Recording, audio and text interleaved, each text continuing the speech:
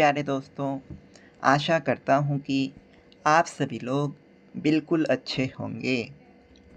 हमने पिछले वीडियो में भारतीय न्याय संहिता की धारा 309 क्लॉज़ 4 को कवर किया था, जिसके अंतर्गत हमने देखा था कि अगर कोई व्यक्ति लूट की घटना को अंजाम देता है, तो उसके लिए क्या प्रावधान किए गए हैं।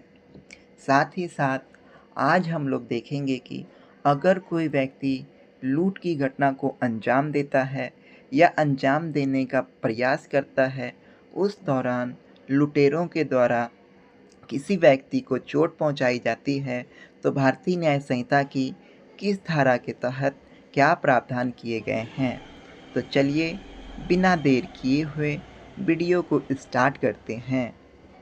भारतीय न्याय संहिता की धारा 309 क्लॉज 6 कहती है कि यदि कोई व्यक्ति लूट करने या करने का प्रयास करने में स्वेच्छा से किसी को चोट पहुंचाता है, तो ऐसा व्यक्ति अथवा ऐसी डकैती करने या करने का प्रयास करने में संयुक्त रूप से संलिप्त कोई अन्य व्यक्ति इस धारा के तहत आरोपी माने जाएंगे। चलिए इसे सरल शब्दों में हम समझते हैं।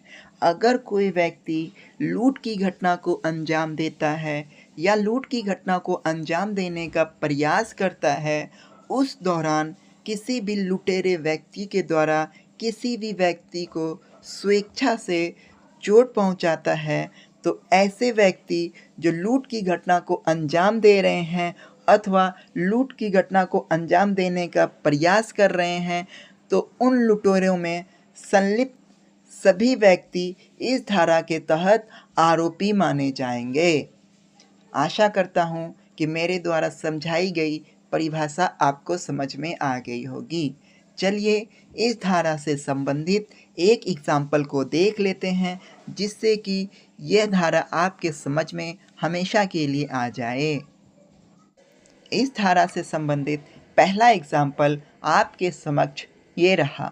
आपसे अनुरोध है कि आप इसका स्क्रीनशॉट ले सकते हैं। आइए इस धारा को हम सरल शब्दों में समझने का प्रयास करते हैं। 4 दोस्त होते हैं जो अपनी मालवाहक गाड़ी से आम लेकर जाने के लिए पटना आए हुए होते हैं तथा अपनी गाड़ी को हटिया के पास सड़क के किनारे लगा देते हैं। जब रात हो जाती है तो चारों दोस्त मिलकर खाना बनाने लगते हैं। उसी दौरान पानी की आवश्यकता पड़ती है, तो उन चारों दोस्त में 2 दोस्त शशिकांत कुमार और राहुल कुमार पानी लाने के लिए 100 मीटर की दूरी पर जाते हैं। वहाँ पर 3 व्यक्ति पहले से खड़े होते हैं, जो हथियार दिखाकर दोनों के पास से मोबाइल एवं रुपया को लूट लेते हैं। जब शशिकांत विरोध करते हैं, तो उनमें से एक अपराधकर्मी कट्टे के बट से मारकर उनका सर फोड़ देते हैं। उपरोक्त एग्जाम्पल से पता चलता है कि लुटेरों के द्वारा लूट की घटना को अंजाम दिया गया है। साथ ही साथ उन लुटेरों में से एक लुटेरे ने स्वेच्छा से चोट पहुंचाने का काम किया है, जिससे पता चलता है कि अगर कोई व्यक्ति लूट की घटना को अंजाम देता है, उनमें से कोई भी व्यक्ति स्वेच्छा से चोट पहुंचाने का काम करता है, तो उन लुटेरों में से प्रत्येक व्यक्ति को भारतीय न्याय संहिता की धारा 309 क्लॉज 6 के अंतर्गत आरोपी माना जाएगा।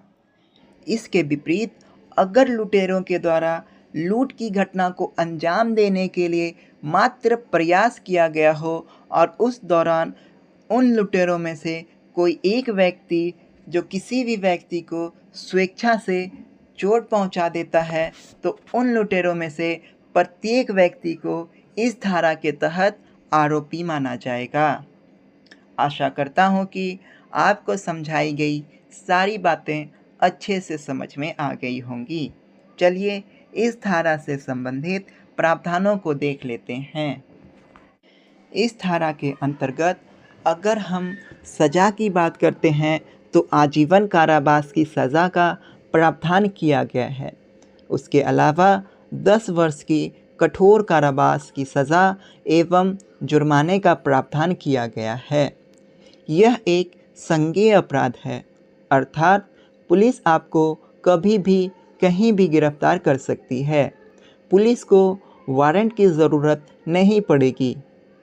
इसके अलावा यह एक गैर ज़मानती अपराध है, अर्थात पुलिस आपको गिरफ्तार कर लेगी तो पुलिस आपको थाना से बेल नहीं दे सकती है।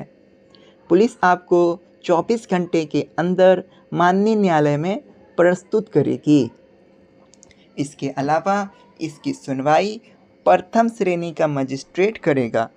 साथ ही साथ यह एक समझौता अयोग्य धारा है, अर्थात दोनों पार्टी के बीच में कभी भी समझौता नहीं हो सकता है।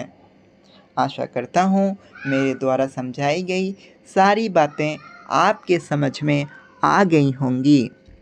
आपसे अनुरोध है कि आप लाइक और सब्सक्राइब कर हमें मोटिवेट करें ताकि हम आपके लिए और भी अच्छी वीडियोस लेकर आएँ।